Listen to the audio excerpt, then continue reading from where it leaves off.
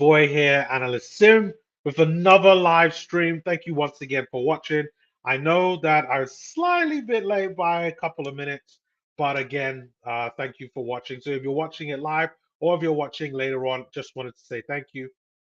Time to talk a bit of some hoops. This video is going to be talking about the fourth year players.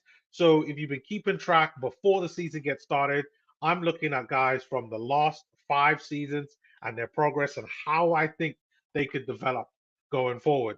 Now, with today's video, we're going to be talking about the guys going into their fourth year. So I'm going to be looking at how they performed last season in their third season, as well as potentially in their second and first season, and look at how the current trajectory of their career is going. And then we're going to make a few all-star predictions based off of that because these are guys that are kind of been in the league for a little while now. They're pretty well established, and everybody should know them just because of how well that they've been performing. So I picked about 5 guys that I think are premium top tier talent that could easily make the all-star team again this season or for the first time. But these 5 individuals, at least 4 of them, I think for sure will make the All Star team at some point in their career. One of them, not sure about. We'll have to see how time goes on, but there definitely is a bit of controversy about him, and we'll get into talk about that as well as time goes on. But got to talk about these players. But before we do that, seeing the fact that preseason is due to start very soon, we got media day coming up next week. From what I understand, about 23 teams, well, at least the rest of the teams are going to be having their media day on Monday. So far, there's been a few teams, and I just finished watching the Lakers one from a day and a half ago. Really like what was going on there with the Lakers. I know Philly just had theirs literally a few hours ago on YouTube, so I'm going to check that out. But I really like the progress. But for these 4 year players, let's kind of get started. So, as you all know, if you've watched my previous videos, I've designed this Power BI dashboard to make it easier to showcase the tracking and progress of how a lot of these players are. I personally feel it'll give a good outlook on how things good whilst also being visually appealing. So what I'm going to do here is I'm going to share my screen and we're going to go.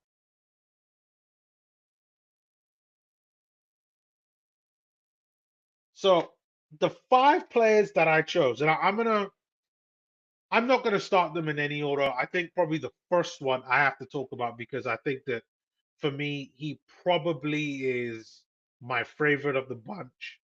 I truly believe that he's going to be a regular, consistent all star. He's someone that I think has got a good personality about him, good demeanor. I could see him being easily part of the supporting cast of the NBA, you know, and if he was I think if he was a better player, potentially even the face, but I do feel that that is probably for Victor Wembanyama. And I know you're probably thinking, who am I going to talk about? But that guy here is right here. And I'm going to talk about Jalen Williams. Out of all of these guys in going into their fourth year in the NBA, he by far is my favorite player.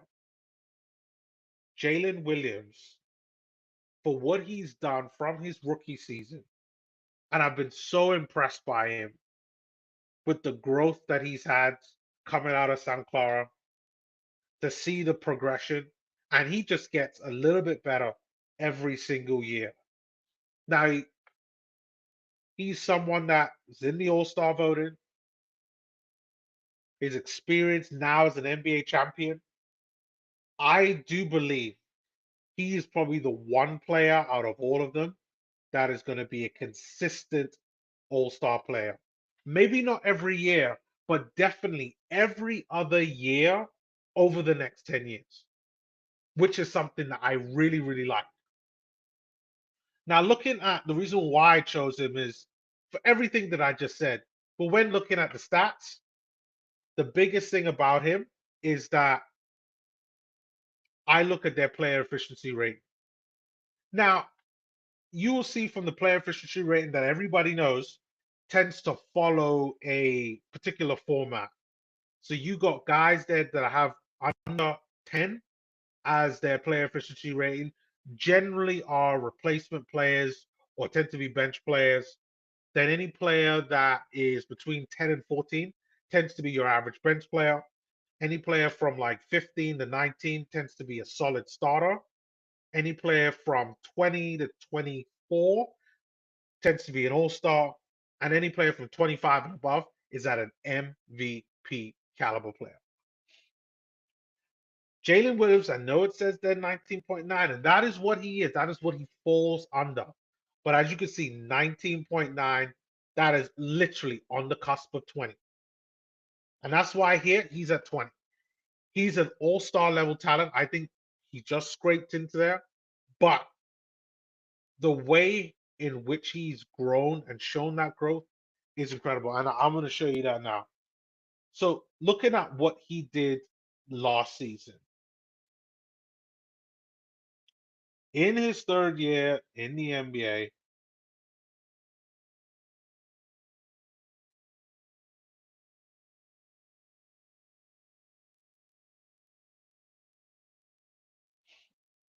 Jalen Williams was the top scorer. That's another reason why I'm choosing it. Head and above shoulders over everybody in his draft class. Shaden Sharp, guys like Christian Bound, Paolo Banchero, Benedict Mathurin, who really loved his game during the playoffs. Keegan Murray there, who probably had a little bit of an off season. Jabari Smith Jr. right there balling out with the Rockets, but definitely he's had an up and down time. Tari Eason, somebody that I think is defensively nice, outscored all of them. Then when you look at assists, again, top of the list, shows that he's a creator. That is only sure to improve. That is only sure to improve for sure. 354 assists last season, 1.9 assists a game.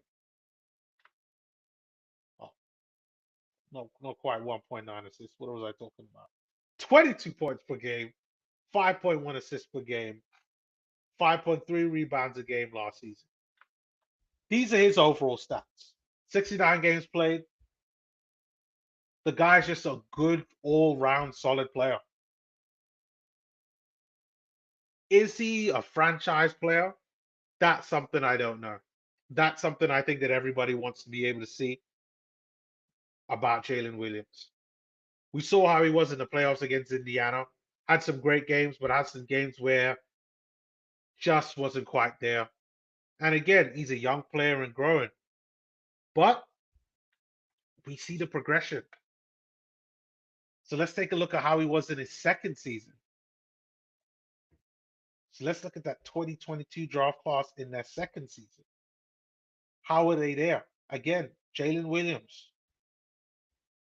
third. So already he went from being the third highest scoring player in his second season to being the first in his third season.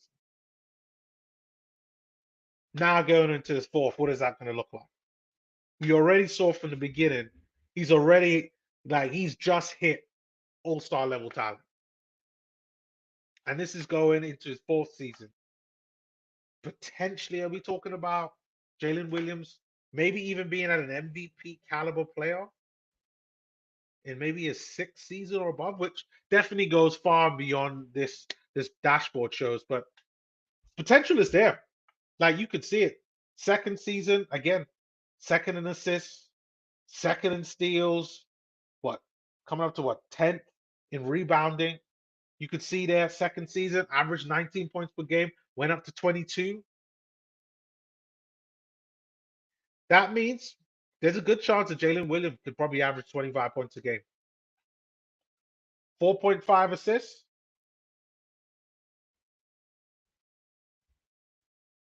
What does that look like there? 5.1. Progression. That's what I like about Jalen Williams. Consistently improving bit by bit every single season. What does the future hold? What does his ceiling look like? he could be an MVP running one day. I definitely think right now that's going to be a no, at the very least, for as long as the likes of Nikola Jokic and probably that Giannis is still in the league. So we're probably thinking another 3 to 4 years. He probably won't be at that MVP level player. But until then, I definitely think he's going to be an all-star player. And I really like what he gives. And looking at his performance last season, Jalen Williams, like one of the best players coming out of his draft class. And that's all you can really ask for. It's all you can ask for. 69 games played, true shooting percentage of 57%. Like he's really, really good. And I think we're all going to see even better from him. Second person I had on my list was his teammate, Chet Holmgren.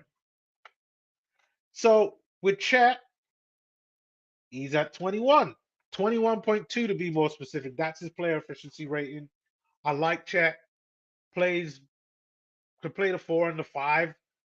I probably prefer him to be a 5, even though I think that skill wise, very capable, can shoot off the dribble, can shoot the three at a pretty decent rate.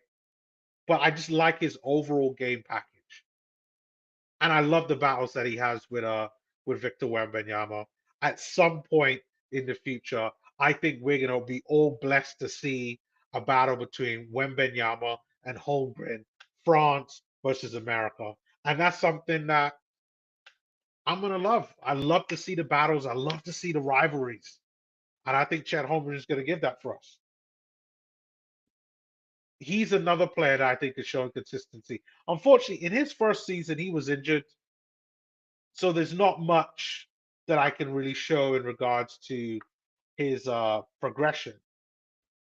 But I like what I see from Chet Holmgren. Looking at what he did last season, Chet. Where's Chet Holmgren? Let's see. Chet Holmgren.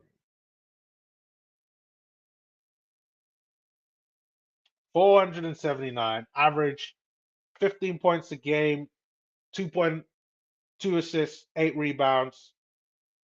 Pretty solid stats all around. Free throws are pretty nice. So you know that he could able to get knocked down and be able to put them away. Fouls, I think, is fair. Assist to turnover ratio is pretty good too. And again, like pretty consistent all round player. And that's what you want. That's the one thing I would say that I like about OKC and a lot of the players that they have. They have pretty versatile players all around, and their player development is pretty incredible. But again, I think that's a decent performance.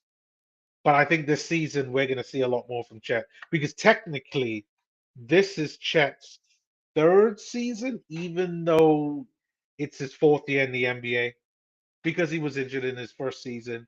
But just the knowledge of being in the NBA, I definitely think he could take it to another level. And I think this is the opportunity for him to really do so. So for me, Chet is my number 2 player that I've chosen for this.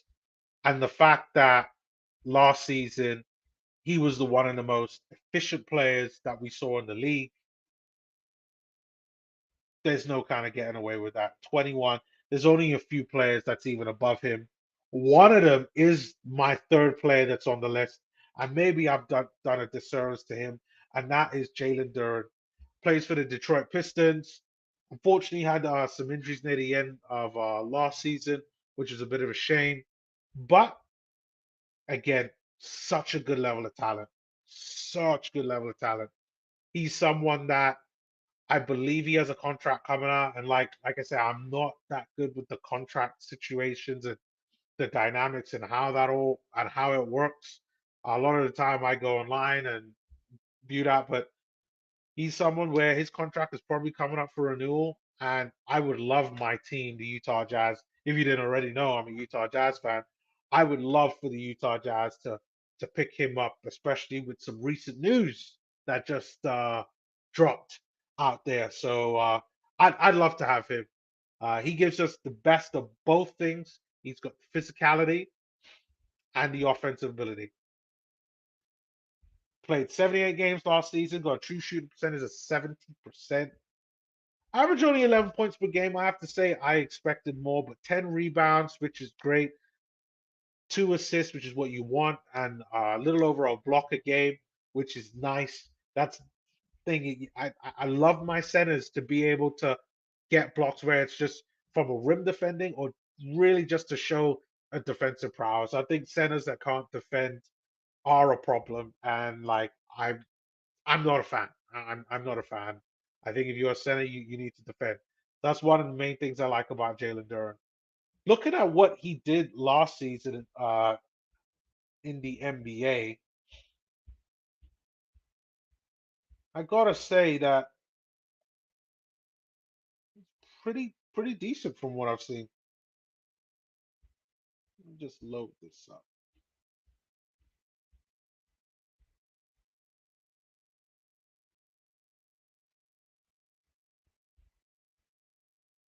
What is going on?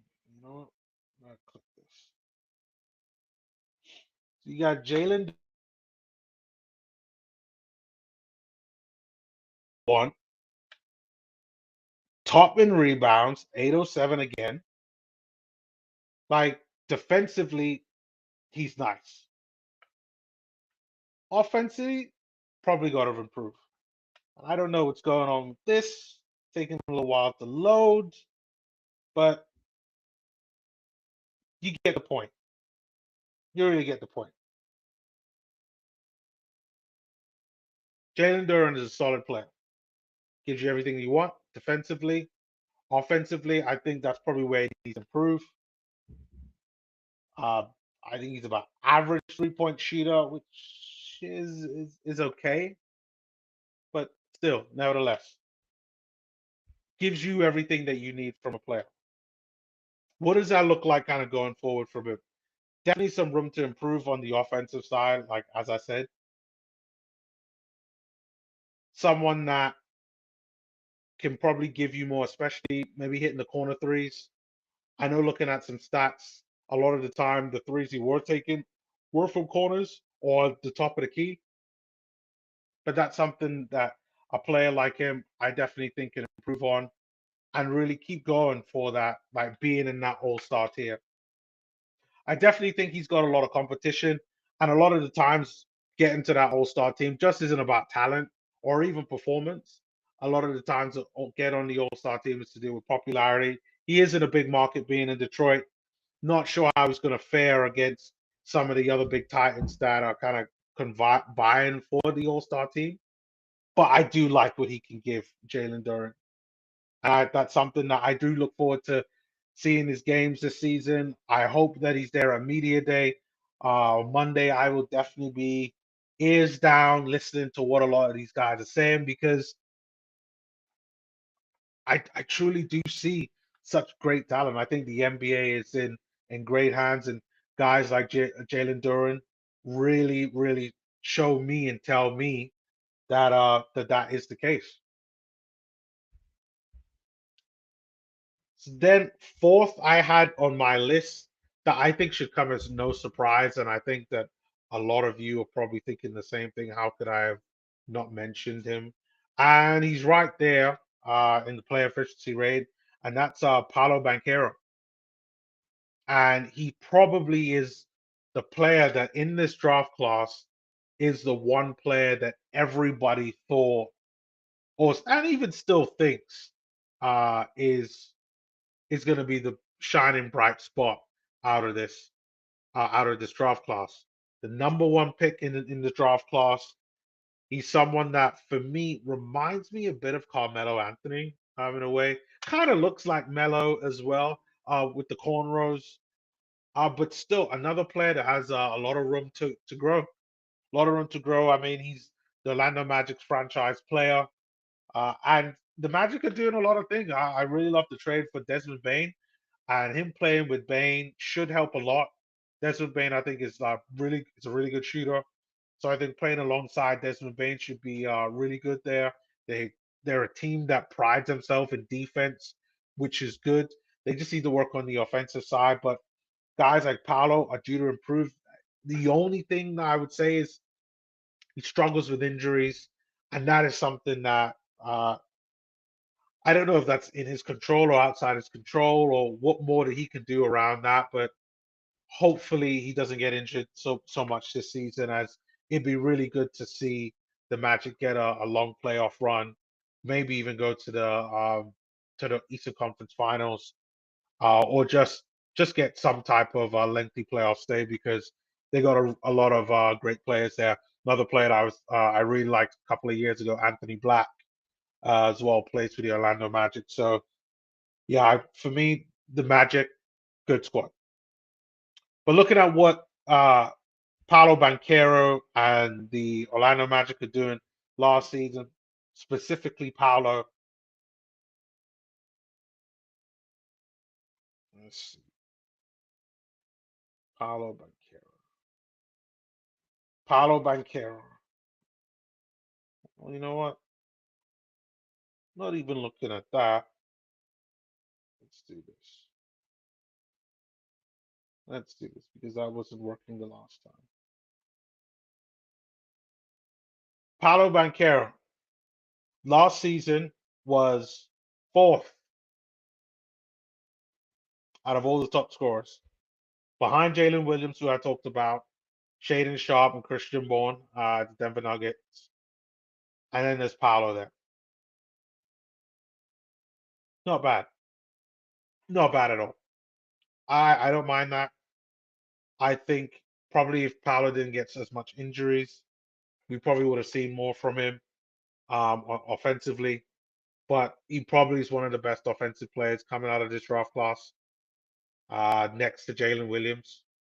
I think J Dub is just super consistent, and unless Paolo could also be super consistent, there definitely is a lot of competition there. Looking at Paolo when it comes to assists, again, he is number fourth behind J Dub again, Dyson Daniels and Andrew Nemhart, with the Indiana Pacers. But the thing that I'm quite surprised is he's so far behind those guys. Like J Dub, Dyson Daniels, and Andrew Nemhart, top three in assists last season for his draft class. Let me specific that. Looking at the draft class, because that determines a lot on how a player is going to develop, how they fit in with their peers, and makes it a lot fairer. You know, I'm not going to compare J Dub and his scoring to like Shea, or just because two different years. That's so unfair to do something like that. But I'm quite surprised that Paolo's that far behind. I thought he would probably be closer to 319, maybe even 300. When it comes to steals, where is Paolo? Okay, Paolo's quite behind. Probably like 15th when it comes to steals. Rebounds, again, not bad, not bad, but about 100 behind Mark Williams. But at the end of the day, Paolo Banchero, he's still got lots of room to grow. Really young player, like what he can give. And again, like he's averaging 26 points a game. This could be the season where Paolo Banchero gives you 30. And I think part of the reason why I say that, let's see what he did in his second season and how the improvement is from there. Because if his second season is like 21, 22,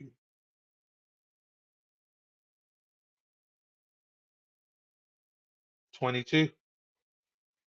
So he went from 22 to 26. That's a difference of four. Played 80 games though.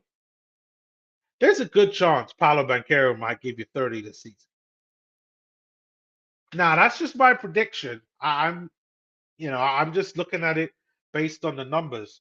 So third season he gave you 26. Second season he gave you 22. What did he get in his rookie season? So in his rookie season, how did it look there? And rookie season he gave you 20. So he went from 20 to 22 to 26. And I said in my video on Wednesday, a lot of players don't really improve from years 1 to 2. They really improve from years 2 to 3. And that's what we saw there. Now, obviously, he made an improvement from years 1 to 2, but that just shows like his ability. Now, the difference between years 1 to 2 is only a difference of two. 2 to 3, that was 4.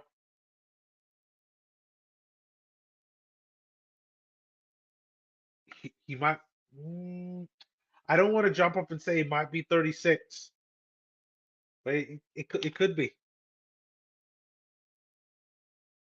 He might average 32 points a game. I'm going to say probably from the low end, it's probably going to be 28. And the highest end is going to be 32. Will probably be my guess. But I think all of this is all conducive to him playing games. Because what you really see here is 72 games played, 80 games played. That's what's going to be needed. 46 games played. Got to play more games. And that's probably going to be the only way. Again, he only played half the season, which probably skews the numbers slightly. But I see the potential. I really do. And then finally, there's one other player that I thought, and I could have gone for some of the obvious. I could have gone for Mark Williams. I could have gone for Isaiah Mobley, who's there, but again, that's kind of context. Like, I think Isaiah Mobley, did he even play that much? Isaiah Mobley, like, no. I could have gone for Jalen Williams, the other OKC player. Tari Eason, I like. Dyson Daniels, I like. Musa Diabate, no. But the one player I had to talk about was Walker Kessler. Now, we all have heard the news that Walker Kessler has been told by the Utah Jazz that they won't be renewing his contract right now. I get it that they want to see how things go. I completely understand what the Utah Jazz are trying to do. However, for me personally, where there's smoke, there's fire. And even though maybe the Jazz don't trade him, I think that they are seeing what the market is like out now, and I think that putting they are putting this out there to see what they can get. I truly do. I mean, you don't go and sign Mo Bamba, and you already have Yusef Nurkic, and you've already have the belief that Kyle Filipowski can also play a center. And then if push comes to shove, you could even play Larry Markkinen as a center. You have all of these different options now. A lot of them you've chosen to have these options to not want to ever do something with Walker Kessler. That's all I'm saying. But Walker Kessler is a very good player. And part of the reason why people like myself wanted to keep him, because when you look at his player efficiency rating, it's at 22.7. Walker Kessler, people, is a star. And I know probably only Jazz fans are the ones that believe that or are interested in that. But people, the Utah Jazz have a valuable center in Walker Kessler. He is someone that the Los Angeles Lakers were looking to do a trade for before they got DeAndre Ayton. Now, I don't probably know how that works out. Maybe long term. I really don't. But this is someone that captured a lot of interest. And if you really read online on how things are and what people are saying online, I've heard about the Austin Reeves and two first round picks for Walker Kessler. Like, yeah, I like Austin Reeves. I think Reeves is great. I think Utah fans would like Austin Reeves. And we know that the Utah Jazz love getting some first round picks. But the Jazz don't need to give away Walker Kessler for nothing. They don't even need to trade him as yet because Walker Kessler is a top tier talent. And even though in his rookie season was very good, second season, but third season he really brought it all together. So we're now going into his fourth season. It's really about establishing himself. And next to guys like Jalen Duren, we're talking similar levels type of stats. Now, Walker Kessler is more of a rim protector, but still, Walker Kessler gets it in on the defensive side, particularly at least rim defense. Does very well. 11 points per game, 12 rebounds, uh, two assists, one assist, sorry, and two blocks. It's what you want from a center. He gives you everything that you need and is a lob threat. And that's what you want. So if you have a point guard fueling him and feeding him, you got everything that you need. But this is why the Utah Jazz should keep him. Pairing him up with Isaiah Collier or Walter Clayton, or maybe even Keontae George. Pick your poison, however you like it. But that's the way I see it.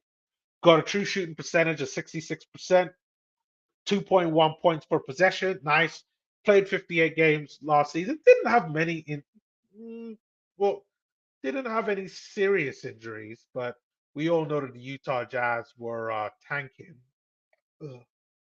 But Walker Kessler, my guess is that he will play the majority of games. In terms of minutes, those minutes will probably go down. Utah Jazz got Yusuf Nurkic now that I think that they will rotate. They've just signed Mo Bamba to a 1-year deal. They're going to give him that, but his minutes will probably drop. But I still expect these numbers to maintain the same. Now, looking at what he did overall last season, like obviously points, I don't expect Walker Kessler to be anywhere near some of these guys when it comes to points. No way. No way is he going to be near. But where he will be is when it comes to rebounds. And I know I don't have the amount of blocks that he had, but we did see in the first tab, the 2024 to 2025 season tab, that he averaged a ton of blocks a game. But when it came to rebounds, only Jalen Duren had more than him, and that was at 100. But Walker Kessler, he easily could be a player for the future. I think he's an all-star level player. Let me make this clear. I think he could be an all-star level player. I think this season, if given the opportunity, I think he could continue showing growth. However, I I don't think that he could make the all-star team, and that is just because the amount of talent that there is for the all-star team. And because they've all gone positionless now, it makes it very difficult for a center like Walker Kessler to make it. But maybe he could be on defensive, third defensive team or one of the defensive teams. I think that's probably viable for Walker Kessler. But I like him. I hope he stays, but we'll just have to see from there. But there were a few notable mentions that brought my eye. the likes of Dyson Daniels. Again, defensive rock, man. Like Dyson Daniels, I think it's great. Really defensively solid, not all round. Like a lot of teams could do with a Dyson Daniels. I think, to be honest, I think that's probably what they want. At least my team, the Utah Jazz, what they want Taylor Hendricks to be like, someone that can give you both offense and defense. Guys like Benedict Mathurin, I know for a fact he's got contracts coming up and due for renewal. I think he's one of those guys that could be your second to third best player on a team. I don't think he's quite at that, not an all-star level, but definitely he should be a starter. Definitely the Pacers are getting like they have a they have a starter on the bench, and that's something that I think every team would love. And but I think if given the opportunity, maybe he'd want to come to my Utah Jazz. Don't know, but nevertheless, he's one of the ones that I really like. And then there's Jabari Smith Jr., who I think is such a good all-round player. Jabari Smith Jr., I believe is like 6'9", 6'10". Again, can shoot, create, play some defense. You can see him there with rebounds, 399, steals, again, also 399. I really like what Jabari Smith Jr. is doing with the Rockets, and I definitely think he's someone that can make an improvement. Points wise, I have to say, a bit disappointing, but the way I Ime Udoka had him playing in the playoffs, I definitely feel that there's an improvement on the offensive side. Not sure how much that points per game is going to go up for him this season, just because of Kevin Durant, but he's someone that's capable of doing a lot. You got guys like Andrew Nemhart there. I expect to see a lot more from him, especially with the injury to Tyrese Halliburton. And then someone like Christian Braun, who people don't talk about as much, but I really love his game. Definitely more of an impact player. At least that's the way the Denver Nuggets use him. But I always look at some of these impact players and ask myself, if they played for a different team, could they be more? And it's just we as viewers that put them in this box and say, "Hey, you're that player, and you could never be outside of that ever again."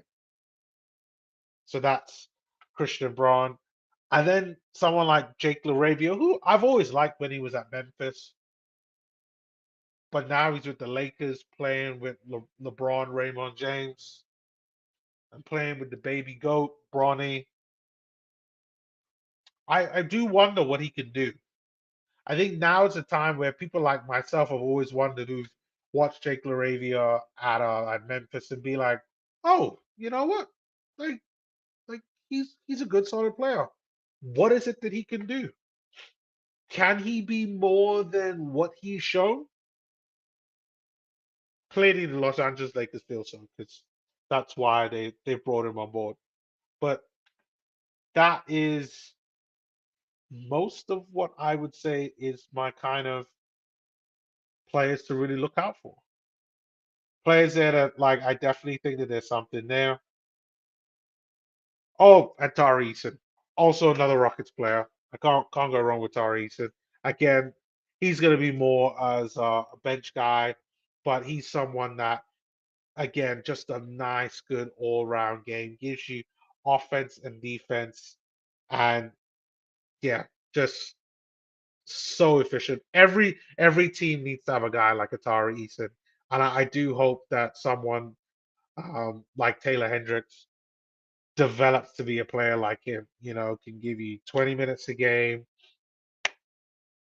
10, 12 points, a few rebounds, a few assists, and call it a day. But that's kind of it for me. So that's probably a little bit more of a shorter video than I thought. But if you're watching this, thank you once again for watching. Do give me your thoughts on what you think of anything that I've said. If you disagree, leave a comment below. If you agree, yeah, just leave a comment, like, thumbs up. I really appreciate it. But thank you once again for watching. Do give your feedback, and I will see you all next time, which should be on Sunday, which I'll be giving my final live, at least until preseason starts again, for in a week or so. Um, but I'll be doing my live on Sunday for the fifth year players and going through what does everything look like for them. Like who's still in the league, who's still or who I think is going to stay in the league, who is I just think has hit their peak. What do things look like for them in the future? It's going to be interesting. So I'll be doing another live on Sunday, and then after that will be the following Friday, or well, before I do the following Friday, I'm curious to find out when the preseason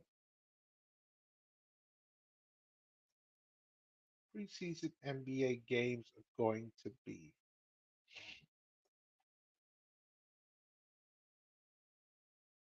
So we got some preseason games next week, October 2nd. Wow, year's gone really quick. So I might be doing, I'll definitely do a live on the Friday. Yes, I'll do a live on the Friday. And I think at the same time, we also might do a watch along for the Suns Lakers game, which is on a Friday. We got a game on the Thursday as well as 76ers Knicks. Then 76ers Knicks again on the Saturday. I definitely won't be waking up in the morning for that. Then we got several games on the Saturday, so that's actually going to be pretty fun. Games on Lakers Warriors on the Sunday, Bucks Heat on the Monday, but definitely next week Wednesday on the 8th, I will be watching that. That'll be the Utah Jazz versus the Houston Rockets, so that should be pretty fun. But lots of games coming up. I'll probably be doing some type of watch along and probably giving my thoughts and views. But definitely next week, Friday, and then the Sunday will be a consistent one. And then any other time after that will be as I see fit, and it probably would just involve some type of watch along game or if something really big happens. But yeah, thank you once again for watching, and I'll see you all next time. Peace.